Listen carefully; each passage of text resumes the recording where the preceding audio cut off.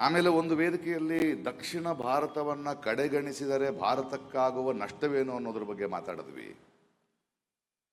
ಇವೆಲ್ಲ ಯಾಕೆ ಹೇಳ್ತಿದ್ದೀನಿ ಅಂದ್ರೆ, ಒಂದು ಇಂಥ ಅಂತಾರಾಷ್ಟ್ರೀಯ ಚಿತ್ರೋತ್ಸವ ಆಗ್ಬೋದು, ಒಂದು ಸಾಹಿತ್ಯ ಉತ್ಸವ ಆಗ್ಬೋದು, ಇಲ್ಲಿ ಬೇರೆ ಬೇರೆ ವಿಚಾರಗಳು, ಅನುಭವಗಳು ಹಂಚ್ಕೊಳ್ಳೋದಕ್ಕೆ, ಒಂದು ಮಾನವೀಯ ಬಾಂಧವ್ಯ ಬೆಳೆಯೋದಕ್ಕೆ ಕಾರಣ ಆಗ್ತಾ ಹೋಗುತ್ತೆ.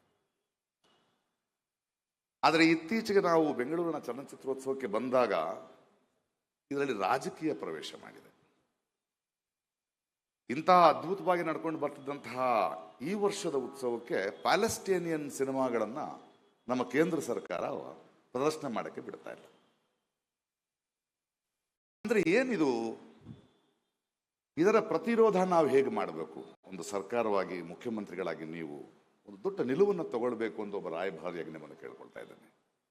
ಯಾಕೆಂದ್ರೆ ನಮ್ಮ ನಾಡಿನ, ನಮ್ಮ ಮಣ್ಣಿನ ಕಣ್ಣೀರಿನ ಸಂತಸದ ಕಥೆಗಳಾದ ಹೃದಯದ ಹಣಿತೆ ಅನ್ನೋ ಒಂದು ಪುಸ್ತಕ